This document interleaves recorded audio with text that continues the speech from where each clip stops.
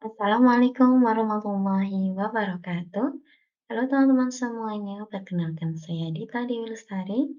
Saya akan mempresentasikan tugas elaborasi pemahaman tentang lembar kerja HOK, tanggapan dan tambahan naskah kelompok 2 Al-Khair dengan anggota kelompok yaitu Fatin Alifah Wijaya, Awin Rodia Lubis, Karisma Tita Utami, dan juga Putri Isabella. Teman-teman, rancangan dalam UPD memiliki 7 aspek, yaitu salah satunya adalah HOK. Pada lembar kerja HOK terdapat beberapa pertanyaan yang akan kita bahas satu persatu.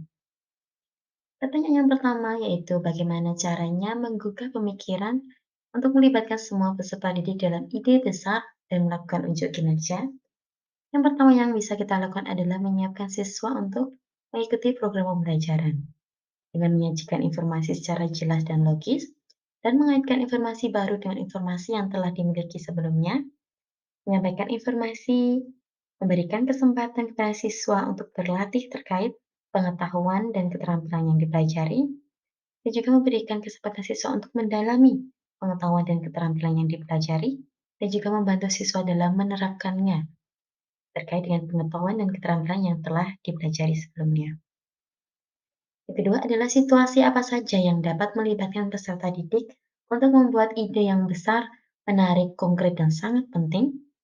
Yang pertama adalah situasi ketika kegiatan pembelajaran berbasis kegiatan dengan praktek langsung atau eksperimen di mana peserta didik dapat belajar sesuai dengan pengalamannya.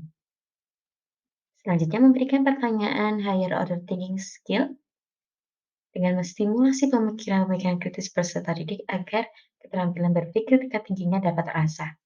Kemudian merancang pembelajaran dengan berbasis proyek, melibatkan peserta didik dalam diskusi untuk memecahkan masalah dan mampu berkolaborasi dan membangun rasa percaya diri untuk memunculkan ide yang mereka miliki. Terakhir yaitu kegiatan pembelajaran yang inovatif dan kreatif dan terciptanya pembelajaran yang menyenangkan. Kemudian bagaimana pendekatan penyampaian materi sehingga menghasilkan minat dan keingintahuan terhadap materi? Yang bisa kita lakukan adalah memahami materi yang akan dijelaskan agar tahu metode apa yang sesuai dengan materi tersebut. Menentukan tujuan pembelajaran, mengetahui karakteristik peserta didik, memikirkan alternatif metode pembelajaran lain untuk memfasilitasi kebutuhan seluruh peserta didik, dan menyiapkan beberapa kombinasi metode, dan juga memperhatikan respon dari peserta didik. Selanjutnya yaitu peluang seperti apa yang bisa menopang minat belajar, terutama ketika keadaan pembelajaran terasa sulit, yaitu dengan membangkitkan adanya suatu kebutuhan pada diri siswa sehingga mereka rela belajar tanpa paksaan, seperti dengan memotivasi minat belajar siswa, ciptakan suasana belajar yang menyenangkan, dengan menerapkan konsep seperti bermain sambil belajar. Kemudian menghubungkan bahan pelajaran yang diberikan dengan persoalan pengalaman yang dimiliki oleh siswa sehingga mudah menerima bahan pelajaran. Seperti misal kita mengenalkan penjumlahan, guru dapat menggunakan alat peraga edukatif yang lain seperti permen atau mainan, kemudian mengajak bernyanyi, berhitung, sehingga pembelajaran diberikan terasa mudah.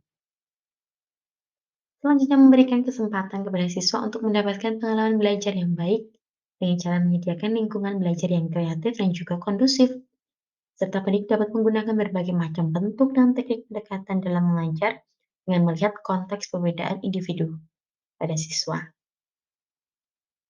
Selanjutnya adalah hambatan apa yang dapat menimbulkan risiko seperti rendahnya imajinasi, kurangnya berani untuk mempertanyakan dan juga ketidakmampuan memutuskan. Yang pertama adalah kurangnya stimulasi atau rangsangan dari lingkungan sekitar. Contohnya pada anak yang berbakat, tapi lingkungannya kurang mendukung, maka penggalian potensi anak juga ikut terhambat. Yang kedua adalah pola asuh dan kasih sayang orang tua. Dan yang ketiga adalah motivasi dalam mempelajari sesuatu. Adanya dorongan yang bersifat membangun daya pikir dan daya cipta akan membuat anak lebih termotivasi dan berkembang imajinasinya dalam melakukan hal yang lebih baik. Baik, itulah teman-teman yang dapat saya sampaikan. Kurang dan lebihnya saya mohon maaf. Assalamualaikum warahmatullahi wabarakatuh. Terima kasih.